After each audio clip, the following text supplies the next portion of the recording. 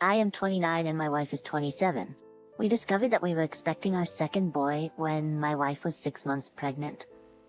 We had a baby shower and bought all the essentials for new parents. We already had a 5-year-old son, so we could reuse some of his things. When she went into labor, I was right there with her, since this wasn't my first time, as I had been there 5 years prior. As our 5-year-old grew up, I started to have doubts about whether he was truly mine, because he didn't look like me at all. But when he was born, I was overjoyed. I had found my soulmate. We met at a park, and instantly hit it off, becoming best friends. We had been together for 5 years. She got pregnant as soon as we started getting close, so the thought of her being unfaithful never crossed my mind. We met each other's families, and she became close with my siblings. We got married shortly after our son was born. My doubts started to grow as he got older. He didn't seem to resemble me. The older he got, the more I noticed how different he looked compared to what I imagined my child would look like. I had nieces and nephews, as did my wife, and I had spent time with them. My son didn't bear any resemblance to anyone from my family. His facial features were distinct, not what I would expect from either my side or my wife's lineage. It wasn't obvious enough to make me go crazy or become paranoid, but it was my wife's actions that really started to raise red flags. Her whereabouts often didn't match up with what she told me. There were significant gaps in her schedule that she couldn't explain. For instance, one weekday she told me she would be home late from work because she was visiting a friend in the hospital.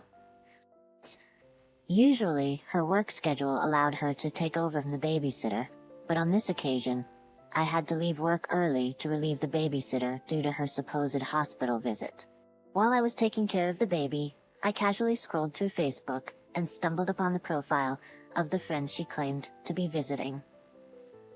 To my surprise, this friend had just posted a picture of herself on a family vacation.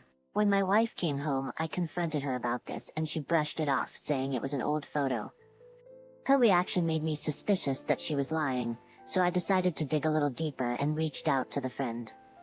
I sent a message to her friend wishing her a quick recovery, and she replied with a detailed story about her illness. Sensing something was off, I decided to check her boyfriend's Facebook profile as well. Sure enough, he was also posting about their vacation, which made it clear that my wife had gone to great lengths to get her friend to lie for her. There were numerous other instances like this. She wouldn't let me interact with anyone from her workplace, and I started to suspect infidelity when a close friend of hers accused her of flirting with her boyfriend. When I confronted my wife about this, she brushed it off, saying they had a falling out and her friend was trying to ruin our marriage. I took her words with a grain of salt, never fully believing her story. Her web of lies started to unravel. Not long after we got married, but I was too smitten to see it. She would profess her love for me whenever her lies were exposed. If I ever caught her in a lie, she'd try to make me feel guilty, accusing me of being too controlling, judgmental, and suffocating. So when she felt pregnant, I thought it would be a new beginning for us. I thought this would be our fresh start. I found myself in the delivery room, eagerly awaiting the arrival of what I believed to be my second biological son, all the while comforting my supposed wife amidst the medical staff prepping for the imminent birth. She was in agony, blaming me for the pain she was enduring. As I stood by her, gripping her hand tightly, whispering words of comfort and reassurance, the room was buzzing with expectancy. I can recall every tick of the clock in that moment, as it marked a more traumatic experience than even the birth of our 5-year-old son. As her contractions grew stronger and the medical team guided her through the stages of labor, coaching her on breathing techniques and providing support throughout, I remained by her side, hand in hand. I wished I could absorb the pain she was experiencing. As the medical team readied for the final stage of delivery, I braced myself to welcome another son into our world. At last the moment arrived. Still by her side, I witnessed the climax of months of anticipation and love. I heard the baby's cry before I saw him. When I finally laid eyes on him, I was taken aback, because he looked mixed race. All the medical staff except for the doctor carried on as if everything was normal. If it hadn't been for the doctor's glance in my direction, I might have thought I was hallucinating. The doctor shot me a look as if to verify my ethnicity before quickly regaining his professional demeanor.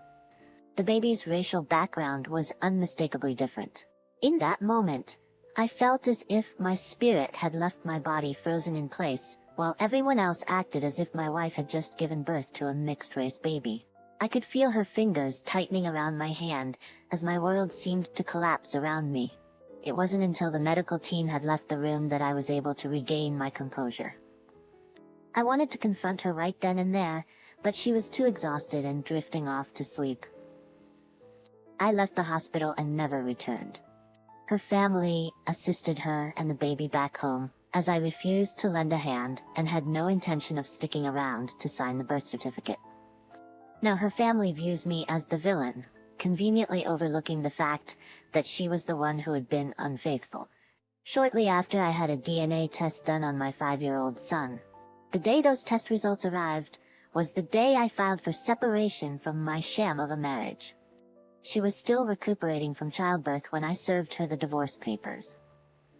My mother and sister were staying with us at the time, having helped her from the hospital, and they were present when I handed her the divorce papers. They turned hostile when I served the papers, labeling me as a neglectful and irresponsible father. The trio followed me around the house, getting in my personal space, trying to provoke me into a violent reaction. A violent reaction. I knew their game plan was to incite me into aggression so they could call the police and use it against me during the divorce proceedings, but I didn't fall for their trap. Up until that point, I had been a dedicated father to her son. I loved him wholeheartedly and put more effort into being the father he deserved than she ever did. Now though, when I look at him, I'm filled with resentment. Resentment towards the woman I spent 5 years with, and resentment towards myself for not trusting my gut instincts. I feel like I've squandered 5 years of my life. Everything I've worked for is gone, and the emotional impact is even more devastating. I've been labeled a monster by several people for abandoning my son like that. I essentially left with a few pieces of clothing and took up residence in a long-term stay hotel. I plan to stay there until I find an apartment and move some of my belongings, but I intend to leave all my furniture with her. Furthermore, she had a hand in acquiring some of it. I'd rather she kept it. I don't want any remnants of my past life to remind me of her. Even when I was at the hotel and she had no clue about my whereabouts, she still made several attempts to guilt-trip me into returning to her.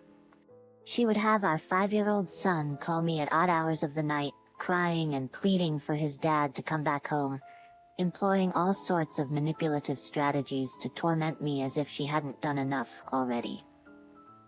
Then she'd turn around and tell me how much harm I'm causing the family. In every conversation where he's mentioned, both online and in person, I'm criticized and ashamed. Despite the fact that I'm not the boy's biological father, they say I'm his dad. As if her continuous infidelity throughout our marriage wasn't enough, I ended up distancing myself from most of our mutual friends because she used them to gang up on me. They labeled me as a horrible person for abandoning the child like that, as if they expected me to continue being fooled despite the hardship. Thankfully, my parents and siblings stood by me. They assured me that they supported whatever decision I made, especially my parents, because they had formed a bond with their son and often babysat for us. I understand how tough it is for them, but any time spent with him just reminds me of her betrayal and how gullible I was. Regrettably, I've come to understand that my feelings didn't matter to some of our closest friends and family members. They believed I should step up for a child who isn't biologically mine.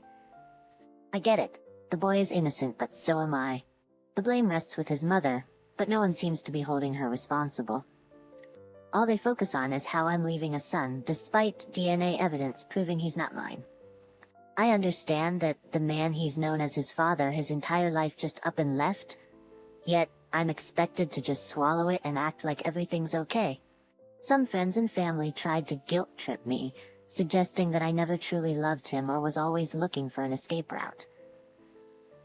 It's hard to express my emotions in writing, but their accusations that I allowed my intense resentment towards my wife to ruin my 5-year-old son's life. My son's life makes me feel like they don't see me as a human being. Where does her share of the blame lie? Everyone seems to be handling her with kid gloves. Is anyone gonna hold her accountable? I'm expected to play the role of a father to a child that isn't mine, and just accept being fooled. Am I supposed to just wait for her to have a third or even a fourth child? When does it end? What about me? I'm a person too. I have feelings too. I experience pain. I feel betrayed. I feel undermined as well. Why should I set aside my own life and feelings? I was never the biological father of the boy. I loved him as if I were his father. And honestly, I still do, but I would grow to despise and resent him if I had to continue in that role. And I would loathe myself for not taking control of my life. He's not my child, and even though he's innocent, he shouldn't be my responsibility. We all know where the blame lies. For those suggesting I stay in the boy's life and act as his father, that's not realistically feasible. We're getting a divorce, and I'm seeking to disestablish paternity. It seems like you're forgetting that I've been cheated on, lied to, and exploited by a selfish, deceitful woman who has now entangled her children in her web of lies. She's an innocent victim of her actions. However, that can't alter the harsh reality we're in. I don't despise him. I feel immense sadness when I think about his feelings. But when I look at him, all I see are the 5 years of my life filled with lies, the 5 years I was used, and the 5 years of mounting doubts and frustrations with a woman who exploited me. There's no way I can set aside my resentment to try and be a part of his life, because the life I thought I had with him was nothing more than a charade orchestrated by his mother. This is the harsh truth I'm grappling with, and I can't in all honesty subject either myself or him to this any longer. She knows who the real father is, so why isn't everyone pushing her to seek him out? Has everyone lost their minds? This isn't easy for me. I can't explain to him why I'm currently seeking to disestablish paternity, because she would have me paying child support as a way to keep me entangled in his life. I don't understand why she doesn't want to find his actual father. She's already told me that she'll fight the divorce and put me on child support. She's putting more effort into battling me to stay in the marriage than she did in being a faithful wife. All she had to do was be loyal to me, and she couldn't even manage that. Now suddenly it's all my fault. Now she's alleging that I was offensive throughout our marriage.